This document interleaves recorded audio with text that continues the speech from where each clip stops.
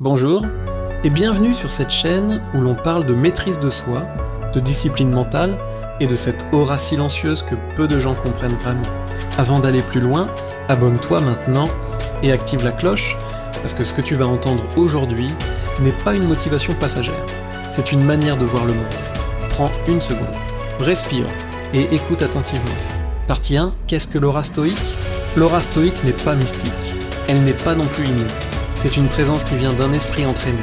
En stoïcisme, on comprend très tôt une vérité fondamentale. Tu ne contrôles pas les événements, mais tu contrôles ta réaction. Une personne qui a intégré cela ne se laisse pas emporter par le chaos extérieur. Et ce calme intérieur, les autres le ressentent immédiatement.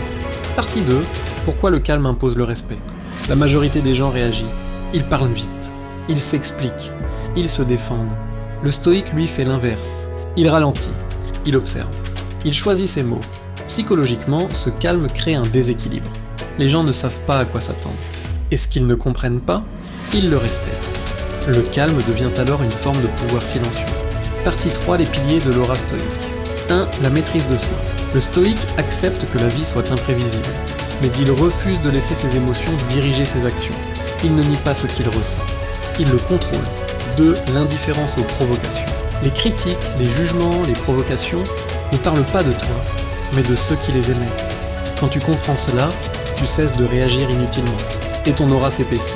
3. L'acceptation du destin. Résister mentalement à ce qui est déjà arrivé ne change rien, mais fatigue l'esprit. Le stoïque accepte, s'adapte, avance, et cette capacité donne une stabilité rare. Partie 4. Ce qui détruit l'aura stoïque. 1. Se plaindre constamment. 2. Réagir sous l'émotion. 3. Chercher à être compris par tout le monde. 4. Se justifier sans cesse. Chaque réaction inutile est une perte d'énergie mentale. Et une aura faible commence toujours par un esprit fatigué. Sans oublier la transformation intérieure. Quand ton esprit devient calme, ton regard change. Ta posture change. Ta présence change.